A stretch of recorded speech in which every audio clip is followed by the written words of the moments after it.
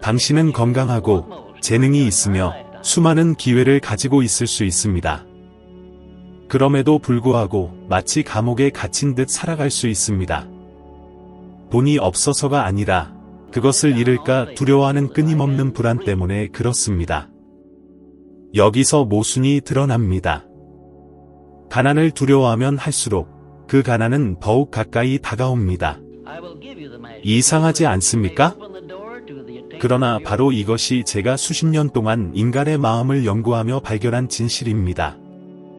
오늘 저는 왜 이 두려움이 모든 두려움 중에서 가장 파괴적인 것인지, 그리고 어떻게 하면 그것으로부터 완전히 벗어날 수 있는지를 드러내려 합니다.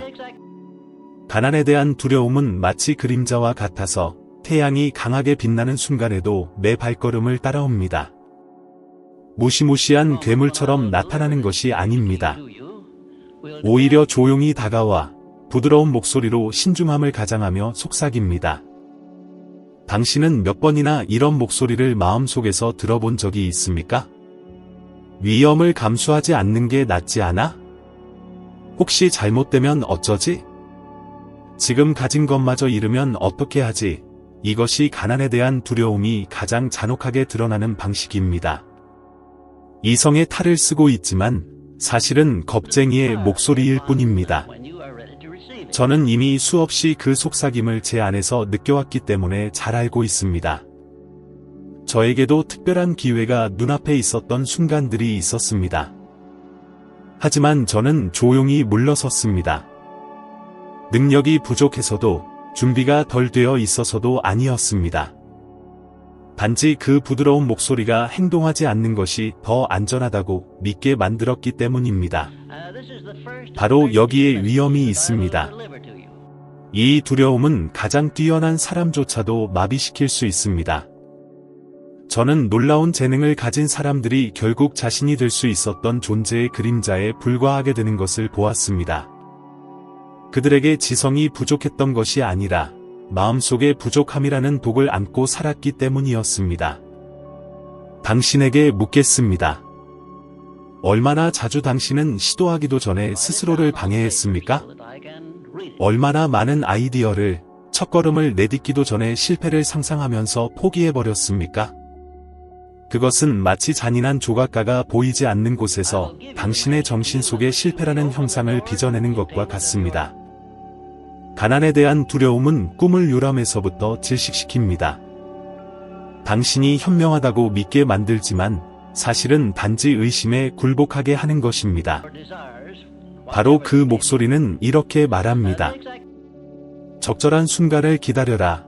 그러나 그 순간은 결코 오지 않습니다. 모든 게 망하면 어떡하지? 라고 묻지만 만약 모든 게 잘 된다면? 이라고는 결코 묻지 않습니다. 당신의 삶을 바꿀 수 있었던 기회를 단지 이 두려움이 신중함을 가장하며 나타났기 때문에 놓친 적이 얼마나 많습니까? 대부분의 사람들은 이미 그 지배 아래 살고 있다는 사실조차 인식하지 못한 채 심지어는 스스로를 현실적이다 라고 자랑스럽게 말합니다. 그러나 현실적이라는 것은 눈앞에 진수성찬이 차려져 있는데 부스러기만으로 만족하는 것이 아닙니다. 제가 오랜 시간 관찰하고 연구하면서 가장 크게 놀란 점은 이 두려움이 겉보기에 모든 것을 가진 사람들 속에서도 강력하게 작동한다는 것이었습니다. 건강, 지성, 좋은 인간관계, 수많은 기회. 그런데도 그들은 여전히 제자리에서 움직이지 못합니다. 행동하지 않을 이유는 언제나 있습니다. 지금은 적절한 때가 아니다. 잃어버리면 어떡하지? 사람들이 비웃으면 어떡하지? 결국 이 감옥에는 벽도, 철창도 없지만 수백만 명을 보이지 않게 가두고 있습니다. 우리의 가장 깊은 감정에 반응하는 끌어당김의 법칙은 이 두려움의 진동에 맞추어 우리가 가장 피하려는 것, 바로 부족함을 현실로 끌어옵니다. 저 또한 이 함정에 빠진 적이 있습니다. 제안들을 거절했던 기억이 있습니다. 그것들이 나빴기 때문이 아니라 두려움이 제 귀에 속삭였기 때문이었습니다. 너무 위험해. 그 결과 저는 무엇을 얻었습니까? 후회뿐이었습니다. 제 삶을 바꿀 수도 있었던 기회를 잃었다는 씁쓸한 감정뿐이었습니다. 저는 이것을 말하는 이유가 있습니다. 많은 이들이 이미 같은 경험을 했기 때문입니다. 새로운 기회를 마주했을 때의 설렘과 두려움, 그리고 거의 언제나 이기는 것은 두려움이었습니다. 대화 도중 눈을 피하며 다른 사람들보다 가진 것이 적다는 이유로 스스로를 작게 느낀 적이 얼마나 많습니까? 그것이 바로 가난에 대한 두려움의 조용한 흔적입니다. 가장 교묘한 점은 이 두려움이 단순히 돈에만 국한되지 않는다는 것입니다. 그것은 당신의 존엄을 흔들고 스스로를 바라보는 방식을 왜곡하며 당신이 믿는 자신의 가치를 약화시킵니다. 실패는 덜 존경받고 덜 사랑받는 것과 같은 의미라고 생각하게 만듭니다. 단지 재산을 잃는 두려움이 아니라 존경을 잃고 약하게 보이고 평가받는 것에 대한 두려움이기도 합니다. 그래서 모든 것이 손에 닿을 듯 가까워도 시도하지 않는 것이 더 안전하다고 스스로를 속입니다. 잠시 멈추어 생각해 보십시오. 당신은 얼마나 많은 기회를 무시했습니까? 얼마나 많은 아이디어를 스스로 짓눌렀습니까? 능력이 부족하다고 생각하며? 얼마나 자주 그 목소리에 속아 자신이 마땅히 누려야 할 것보다 적게 받아들였습니까? 보호해주는 듯 보이지만 사실 그 목소리는 당신의 삶을 한자리에 묶어두는 가장 무거운 사슬입니다. 명확히 말하겠습니다. 가난에 대한 두려움은 단순한 감정이 아닙니다. 그것은 하나의 거대한 사고 체계로서 당신의 모든 결정 속으로 스며듭니다. 조용히 당신의 선택을 이끌고 당신의 일상을 빚어내며 당신이 감히 할 수 있는 일과 감히 하지 못하는 일을 규정합니다. 그것을 인식하지 못하는 한, 당신은 스스로 책임감 있게 행동하고 있다고 착각할 것입니다. 하지만 진실은 다릅니다. 보이지 않는 적에게 굴복하여 당신이 누릴 수 있었던 위대함을 빼앗기고 있는 것입니다. 이 두려움은 잔인한 스승이지만 결코 당신의 주인이 될 필요는 없습니다. 첫걸음은 그 존재를 인식하는 것입니다. 그것이 당신 삶의 어디에 숨어 있는지, 지금까지 어떻게 당신의 결정을 이끌어왔는지를 깨닫는 것입니다. 진실은 단 하나입니다. 그 두려움에서 벗어나지 않는 한, 당신은 태어난 목적보다 작은 삶을 살아갈 것입니다. 가난에 대한 두려움은 드러나지 않습니다. 내가 여기 있다 라는 표지판을 들고 나타나지 않습니다. 은밀하고 미묘하며 거의 보이지 않습니다. 그래서 수많은 사람들이 그것에 지배당하며 살고 있으면서도 전혀 알아차리지 못합니다. 저 또한 그 흔적을 발견하기까지 수년이 걸렸습니다. 그러나 결국 그 증상을 이해했을 때 그것이 삶 곳곳에 널려 있다는 것을 깨달았습니다. 한번 생각해 보십시오. 얼마나 자주 중요한 일을 미뤘습니까? 내일로 미루고 끝없이 연기하며 나중에 실행하지 못한 자신을 자책한 적이 얼마나 많습니까? 많은 이들은 미루는 것을 게으름이라 생각하지만 실제로는 대부분 두려움이 위장을 한 것입니다. 시도하고 실패할까 두려워하는 마음, 두려움. 재판을 받는 것, 준비되지 않았다는 두려움. 두려움이 자주 숨어드는 또 다른 모습은 우리가 흔히 겸손이라고 부르는 것이다. 얼마나 자주 당신은 나는 적은 것에도 만족한다 라는 말을 직접 하거나 들어본 적이 있는가? 그러나 마음속 깊은 곳에서는 그것이 진정한 만족이 아니라 용기의 부족이었다. 더 큰 것을 추구하다가 실망할까 두려워했던 것이다. 가난에 대한 두려움은 당신이 겸손이라는 가면을 쓰게 하지만 사실 그 안에는 마비만 존재한다. 그래서 스스로는 현명하다고 믿지만 실제로는 단지 위험을 회피하는 것뿐이다.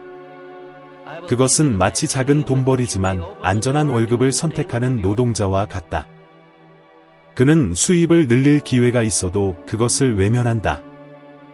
그는 그것을 신중함이라고 부르지만 속으로는 단지 잃는 것이 견딜 수 없다고 생각하기 때문이다. 이 두려움은 몸속에도 스며든다. 당신은 얼마나 많은 밤을 잠들지 못한 채 청구서를 떠올리며 보냈는가? 미래를 상상하는 것만으로도 가슴이 조여온 적이 몇 번이나 있었는가? 그것은 단순한 순간적인 걱정이 아니다. 깊은 두려움이 만들어낸 신체적 증상이다. 현대 과학은 이미 금전적 스트레스가 불면증, 불안, 위장 질환, 심장병의 주요 원인임을 증명했다. 몸은 마치 재앙이 눈앞에 닥친 것처럼 늘 경계 상태에 놓인다. 비록 그 재앙이 실제로 오지 않더라도 마음과 몸은 이미 그 고통을 겪는다. 또 다른 파괴적인 결과도 있다. 바로 미덕으로 가장한 냉소다. 돈이 전부는 아니다 라고 말하면서도 누군가가 성공하는 것을 보면 질투를 품는 사람들을 얼마나 많이 알고 있는가? 나 또한 수많은 남자와 여자가 부자를 비난하는 것을 보았다. 그것은 신념 때문이 아니라 자신이 결코 그 수준에 도달하지 못하리라고 은밀히 믿기 때문이었다. 이러한 태도는 원망을 낳고 원망은 부족함을 더 크게 키우는 독이 된다. 두려움은 왜곡된 렌즈처럼 작용한다. 존재하지 않는 위험을 보기 시작하고 발전하지 못하는 것을 현명함으로 합리화하며 자기 방어를 위한 이야기를 만든다. 아마도 당신도 이미 이런 말을 한 적이 있을 것이다. 공부해도 아무 일도 바뀌지 않아.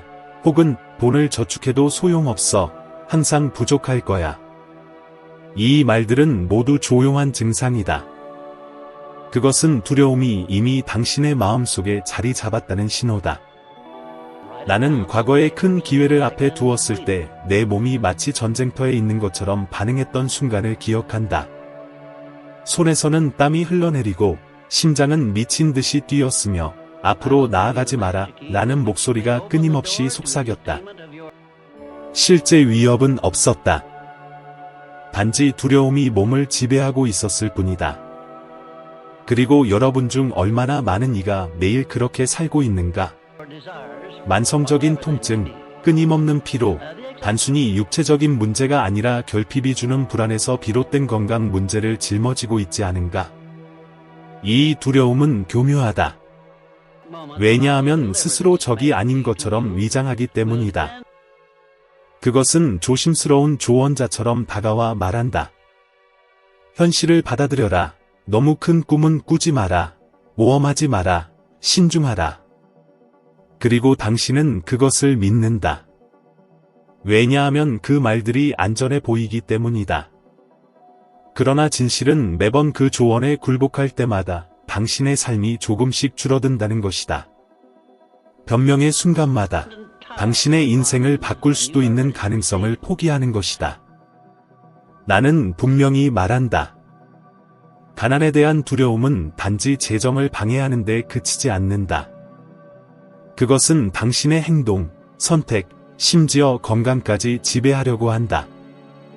그것은 당신으로 하여금 시도해도 소용없다고, 노력해도 가치가 없다고, 실패는 피할 수 없다고 믿게 만든다.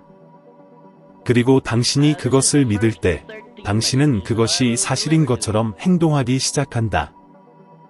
그래서 나는 말한다. 두려움은 가난보다 더 위험하다. 왜냐하면 가난은 일시적일 수 있지만 두려움은 뿌리를 내려 결핍을 당신 안에 영원히 살게 하기 때문이다. 이제 잘 생각해보라. 당신의 최근 결정 중 얼마나 많은 것이 진정으로 성장에 대한 열망에서 나온 것이었는가? 그리고 얼마나 많은 것이 단지 잃을까 두려워서 내린 결정이었는가? 후회할까봐 시도하지 않은 적이 몇 번이나 있었는가? 그리고 정작 시도하지 않은 것을 후회한 적은 몇 번이나 있었는가? 이것이 바로 보이지 않는 적에게 사로잡힌 사람을 드러내는 조용한 증상들이다. 문제는 당신이 두려움에 복종할수록 그것이 점점 더 커진다는 것이다. 어느 날에는 그것이 소리칠 필요조차 없어진다. 작은 속삭임만으로도 당신은 안주하게 된다. 그리고 바로 그 지점에서 대부분의 사람은 평생을 머문다. 자신들의 운명을 결정한 것이 두려움이지 상황이 아니었다는 사실조차 깨닫지 못한 채 가난에 대한 두려움은 나에게서도 당신에게서도 시작되지 않았다. 그것은 성과처럼 세대를 거쳐 내려오는 보이지 않는 유산이다. 나는 돈과 번영에 대한 시각을 형성한 문장들과 함께 자랐다. 돈은 더럽다. 부자는 천국에 들어가지 못한다. 너무 욕심내면 결국 모든 것을 잃는다.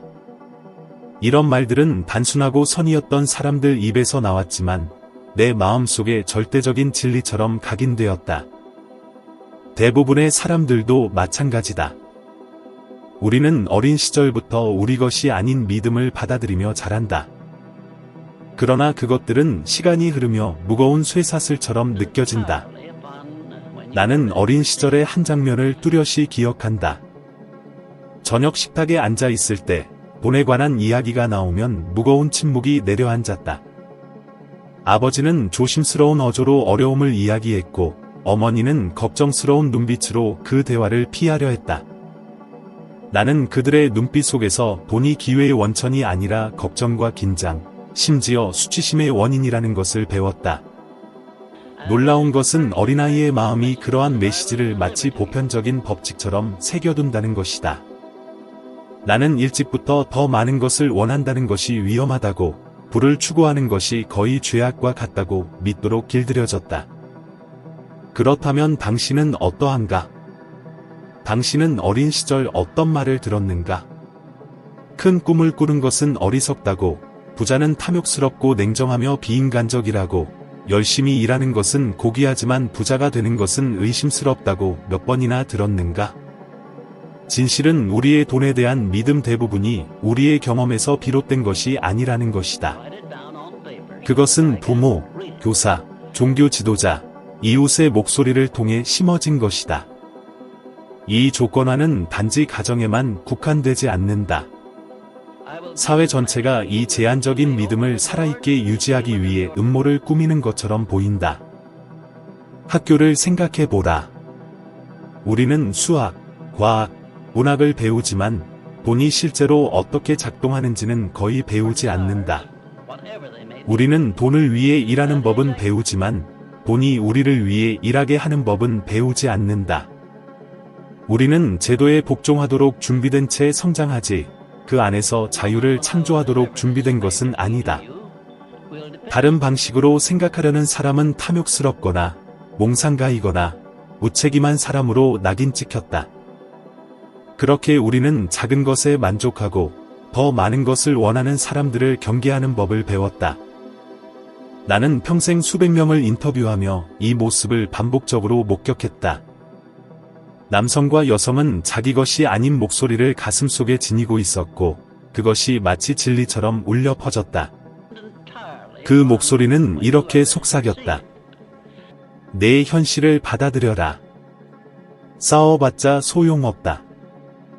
겸손해라. 이런 겉보기에는 무해한 문장 하나하나가 사람과 번영을 가르는 보이지 않는 벽의 벽돌이 된다. 그래서 나는 가난에 대한 두려움은 문화적인 것이라고 말한다.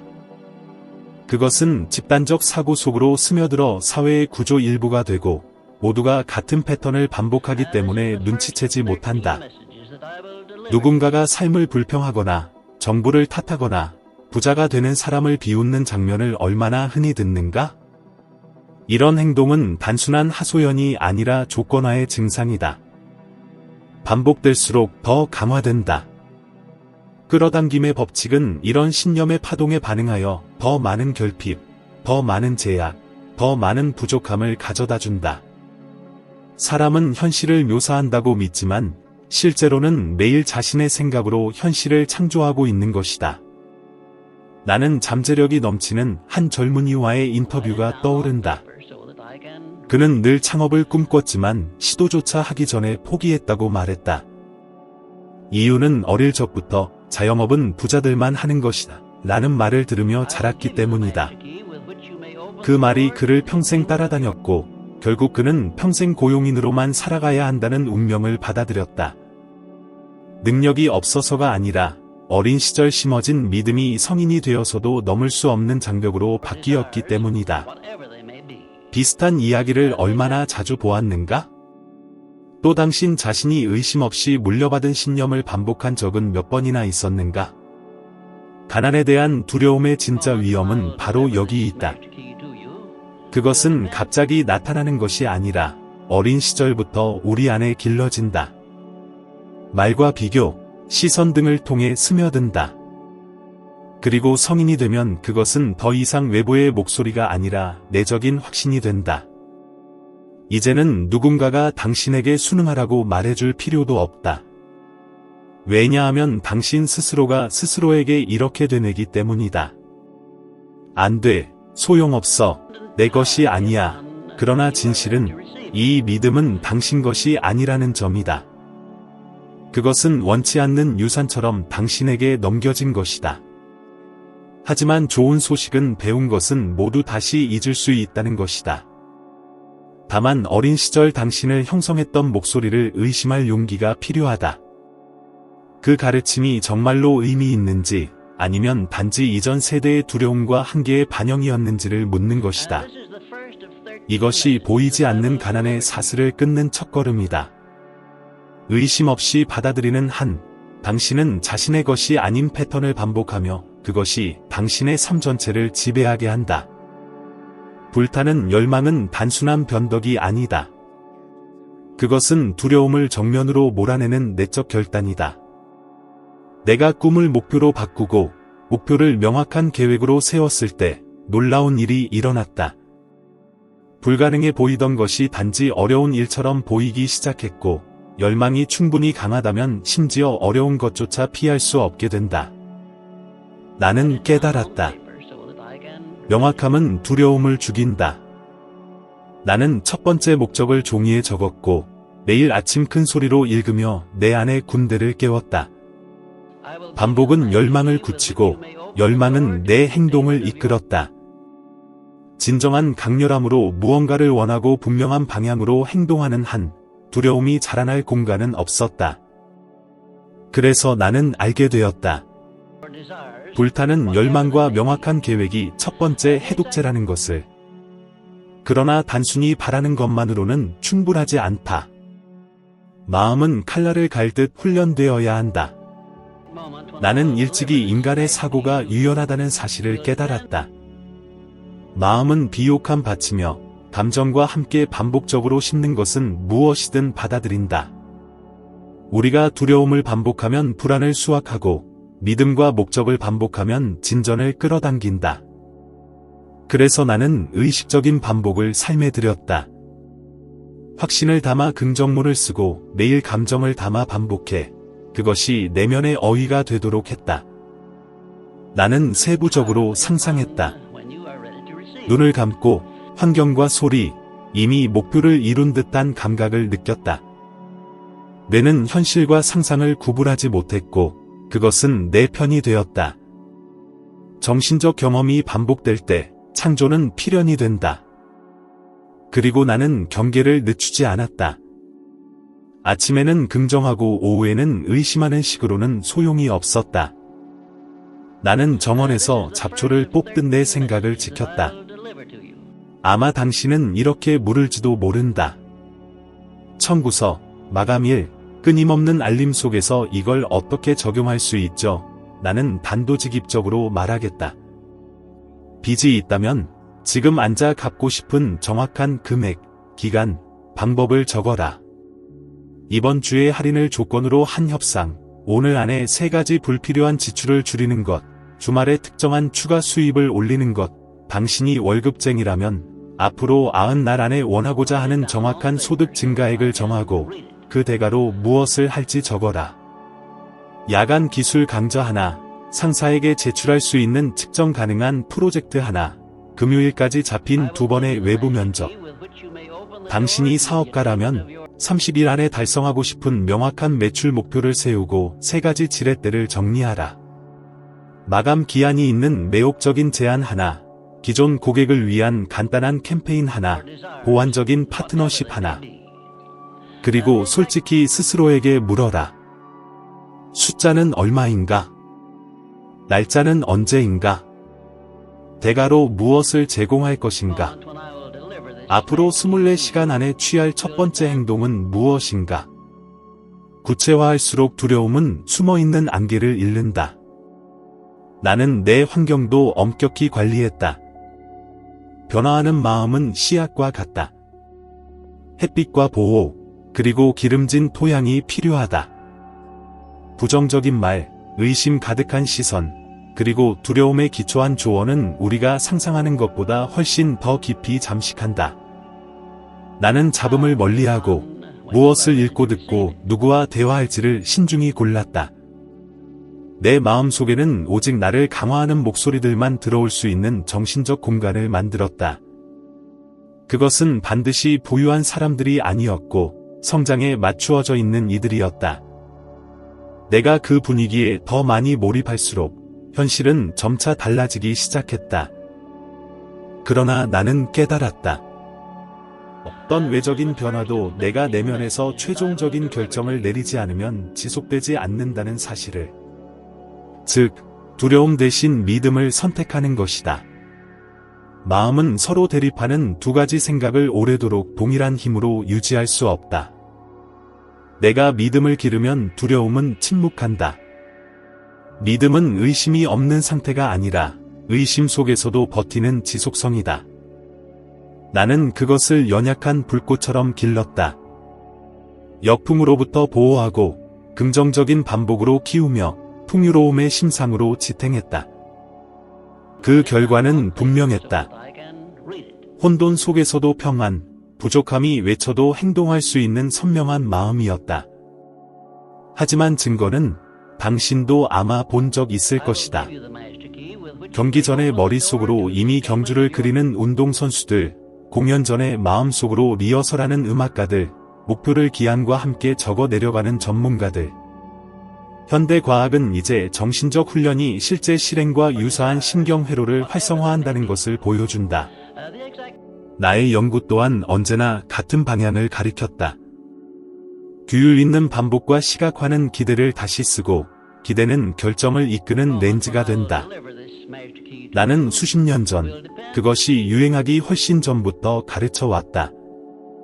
감정을 담아 선언하고, 또렷이 보고, 방향성 있게 행동하라. 내 노트를 펼쳐 내가 오랫동안 사용하며 다듬어온 가장 좋아하는 방법을 알려주겠다. 첫째, 머릿속에 정확한 금액을 새겼다. 둘째, 그 대가로 내가 내놓을 것을 정했다. 시간, 공부, 규율, 타인에게 주는 진정한 가치였다. 셋째, 구체적인 날짜를 선택했다. 넷째, 명확한 계획을 세우고 비록 완전하지 않더라도 즉시 행동을 시작했다. 다섯째, 이 요소들을 담은 짧고 분명한 선언문을 작성했다. 여섯째, 그것을 하루에 아침과 저녁 2번 큰 소리로 읽었고 이미 현실이 된 듯 느꼈다. 다리가 떨릴 때도 읽었다. 논리가 나를 뒤로 끌어당길 때도 읽었다. 그렇게 해서 내 신경체계가 새로운 이미지를 새로운 정상으로 받아들일 때까지 반복했다. 당신은 같은 일을 해낼 용기가 있는가? 어쩌면 당신은 불타는 열망과 계획, 그리고 시각화가 어떻게 산을 움직이는지에 대한 공개적인 예시를 원할지도 모른다. 한때 무명이던 캐나다 배우는 스스로에게 큰 금액의 수표를 작성하고 수년 동안 그 규모의 기회를 시각화했다. 그는 계속해서 일했고 자신의 예술을 공부했으며 매일 정신의 목적지를 주입했다. 문이 열렸을 때 많은 사람들은 그것을 운이라 불렀다. 나는 그것을 맑고 선명한 의도, 끊임없는 행동이 지탱한 결과라 부른다.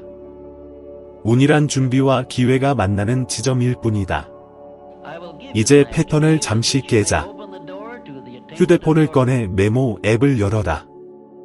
4가지 항목으로 보의 선언문을 작성하라. 원하는 정확한 금액, 특정 날짜, 대가로 줄 것, 그리고 오늘 당장 할 15분짜리 첫걸음. 내일이 아니다. 오늘이다. 모든 것을 멈추고 지금 하라. 다 했는가? 훌륭하다. 큰 소리로 읽어라. 그래, 정말 큰 소리로. 몸이 어떻게 반응하는지 느껴지는가?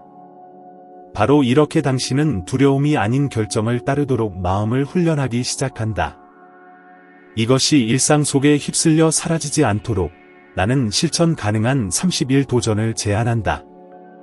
아침에 어떤 SNS보다 먼저 선언문을 읽고 3분에서 5분 동안 완성된 결과를 시각화하라. 이미 도착한 사람의 안도감, 감사함, 그리고 책임감을 느껴라. 낮 동안에는 오늘의 계획에 있는 것만 실행하라. 한꺼번에 모든 것이 아니라 오늘의 한 걸음만. 밤에는 2분 동안 검토하라. 무엇을 진전시켰는가? 내일을 위해 무엇을 조정할 것인가? 잠들기 전 다시 선언문을 읽어라. 하루 놓쳤다면 자책하지 마라. 다음 순간 바로 다시 시작하라. 이와 함께 정보 다이어트를 해라. 7일 동안 재정적 두려움을 부추기는 콘텐츠도, 당신의 목표를 조롱하는 대화도 피하라. 생각보다 훨씬 어렵지만 그렇기 때문에 효과적이다. 나는 아무것도 가진 것 없는 이들이 흔들림 없는 믿음과 단순한 계획으로 모두가 닫힌 문만 본 자리에서 기회를 끌어당기는 것을 보았다. 또 다른 이들은 가능성으로 둘러싸여 있었지만 보이지 않는 두려움에 마비된 채 머물렀다. 차이는 재능에 있지 않았다. 마음의 방향을 정하는 결정에 있었다. 타오르는 열망, 명확한 계획, 반복, 그리고 시각화로 기른 믿음을 선택하면 가난에 대한 두려움은 머무를 자리를 찾지 못한다. 그때부터 부는 더 이상 먼 우연이 아니라 내가 되어가는 존재의 필연적인 결과가 된다. 여기서 반드시 기억해야 할 핵심은 이렇다. 가난에 대한 두려움은 외부 세계에 존재하지 않는다. 그것은 오직 당신의 마음 속에 있으며 당신이 먹여줄 때만 힘을 가진다. 그것을 불타는 열망, 분명한 계획, 그리고 자신에 대한 믿음으로 바꾸는 순간 당신의 현실 전체가 변하기 시작한다. 진짜 비밀은 돈이 자유를 주는 것이 아니라 돈에 대해 어떻게 생각하느냐에 달려 있다는 것이다. 그리고 이제 당신의 여정을 끊지 않기 위해 나는 화면에 이미 나타난 다음 영상을 함께 이어가자고 초대한다. 그 영상에서 당신은 발전의 사다리를 한 계단 더 오르며 당신의 최고의 모습에 한 걸음 더 다가갈 것이다. 재정적, 감정적 삶을 더 선명하게 바라보고 더 큰 힘을 얻게 될 것이다. 오늘 나와 함께해 주어 고맙다. 다음 영상에서 당신을 기다리겠다. 당신의 변혁은 이제 막 시작되었으니